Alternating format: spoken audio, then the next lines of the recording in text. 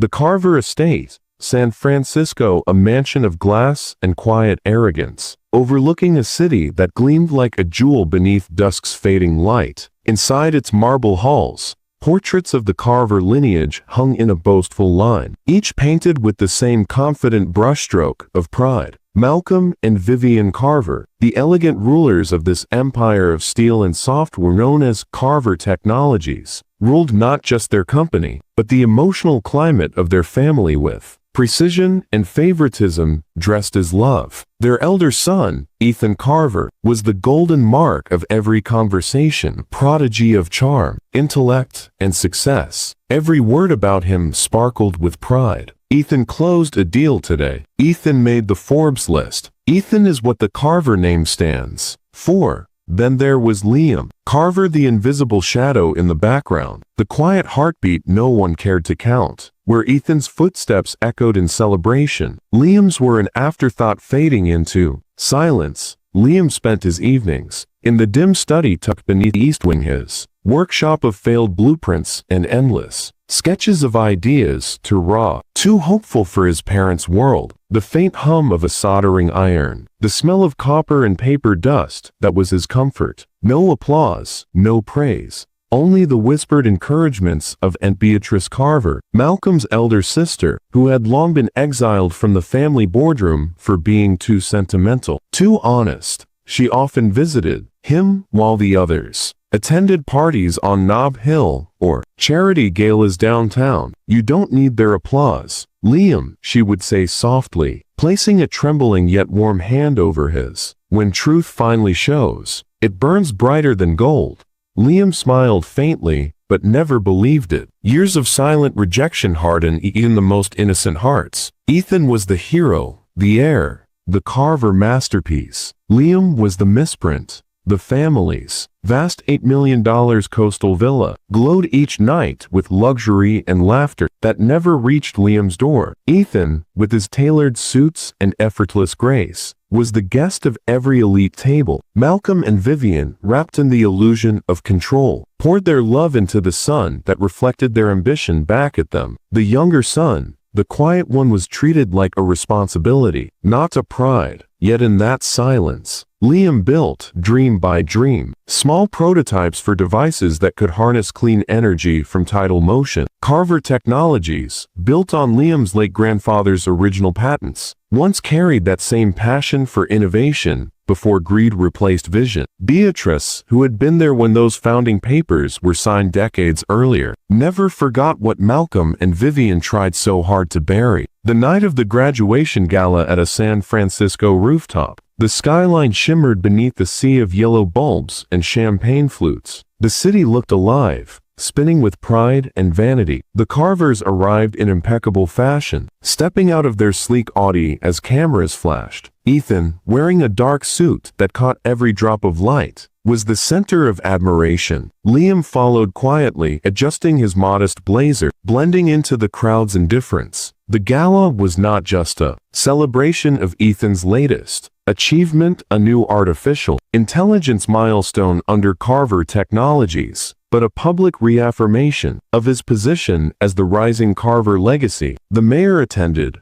journalists circled, and Malcolm's aged face gleamed with satisfaction as he clinked glasses and declared Ethan the living symbol of Carver excellence. Somewhere between the laughter and the orchestra, a discreet courier approached Liam. The man wore black gloves, spoke not a word, and handed over a sealed, legal folder, embossed with the notary insignia. From Beatrice Carver, he said simply, then vanished into the crowd. Inside, Liam's hands trembled. The seal bore the family crest, the original, not the modernized emblem his parents flaunted. His breath caught. He found a quiet corner, near the edge of the terrace, where the city lights blurred like tears, and broke the seal. Inside were legal documents, land titles, inheritance clauses, and signed ownership transfers dated decades ago. Every line, every notarized piece of ink, confirmed one devastating truth. Carver Technologies had originally been placed under the trust of Harold Carver, the grandfather, to be inherited not by Malcolm, but by his younger sister, Beatrice, and her direct heir, Liam.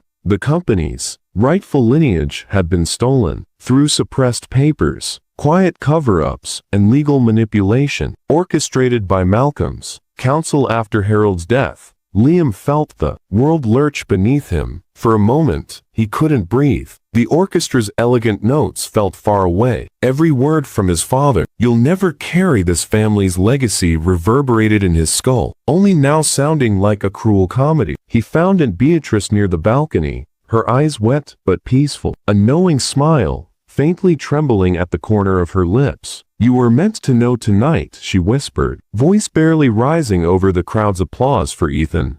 "They took everything, but truth finds its hour. This is yours, Liam. Always was." Inside the hall, the master of ceremonies called for silence as the spotlight centered on Ethan Carver. His voice reflected pure confidence. "To my family," he began, "for believing in the dream that drives Carver Technologies forward." Cheers erupted. Malcolm and Vivian nodded proudly, but this time, the applause didn't sound like victory. It sounded hollow, dissonant against Liam's heartbeat. His fingers gripped the folder tighter as he stepped forward, each stride echoing like thunder across a marble floor built on lies. The crowd turned, whispers rising like wind over still water. Ethan paused, his smile flickering. "Excuse me," Liam said, voice steady, though his hands shook. The mic captured the tremor of conviction. "Before you continue, there's something that should have been said long ago." Malcolm's smug expression froze. Vivian blinked, confused. A silence began to ripple. Liam held up the folder,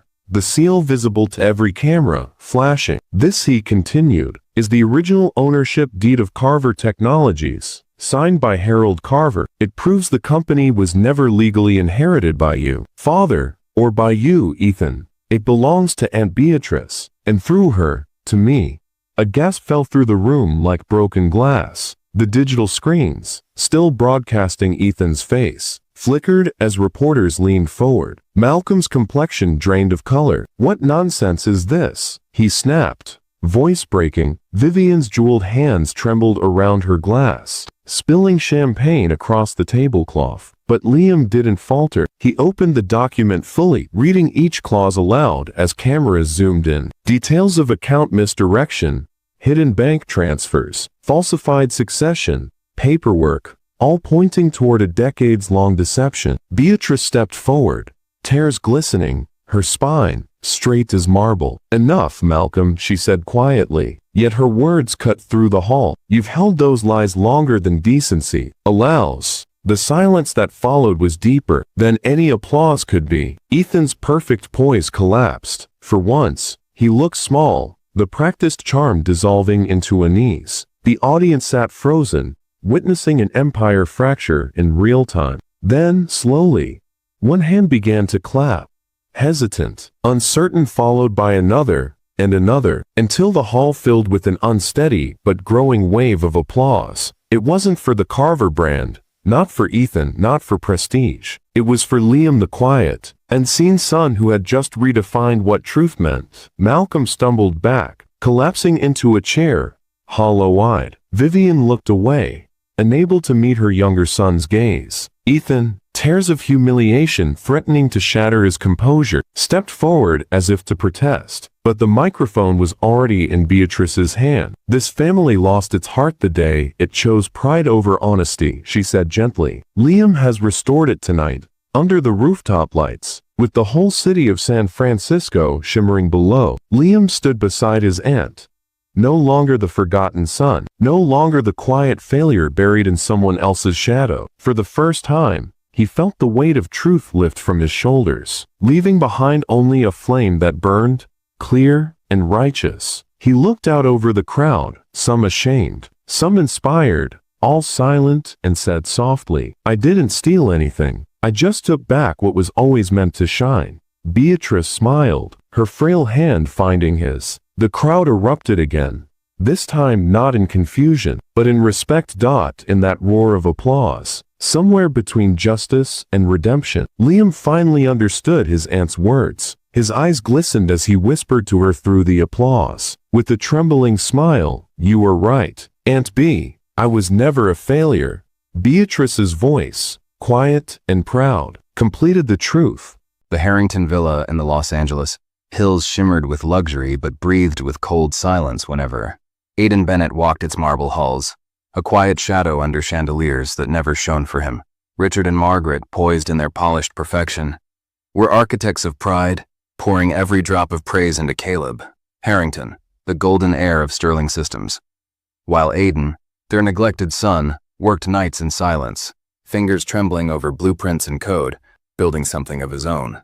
He had stopped expecting their approval long ago, finding warmth instead in Uncle Theodore Bennett's cluttered study, where the old man's wisdom wrapped around Aidan like a forgotten lullaby. "Let them talk," Theodore would say, eyes glimmering. The world often mislabels brilliance as failure. And so Aidan kept building, kept dreaming while outside. His parents paraded Caleb, their prodigy, their symbol, through magazine covers and grand galas. Months later, under the glittering skyline of New York, the charity fundraiser for Sterling Systems became the night where illusions turned to dust. The penthouse glowed with gold and champagne. Guests in tuxedos toasted to Caleb's supposed brilliance, cameras flashing. Richard's handshake sealing alliances worth millions. Aidan stood near the edges, unnoticed, holding a small, sealed folder slipped to him minutes earlier by a stranger. The handwriting was unmistakable. Uncle Theodore's. He opened it under the dim light of the corridor. Inside lay a handwritten letter and legal documents that turned his pulse into thunder. Theodore's final words revealed the truth sealed away for years. Sterling Systems, the $75 million empire, registered under Aidan's name, through an offshore investment portfolio his late mother had secured. The empire everyone worshipped as Caleb's inheritance was, in truth, his. The letter trembled in his hand as he read the words that shattered everything. "You were never the outsider. Aidan, you were the foundation." The orchestra's music swelled from the ballroom as Caleb took the stage for his speech, the crowd's applause echoing hollow pride across the marble. Aidan stepped forward, slow, breath uneven, each step heavier with 12 years of silence. The spotlight stung his eyes as murmurs rippled through the room. Richard's proud smile faltered when he saw the folder. "Aidan, what are you doing?"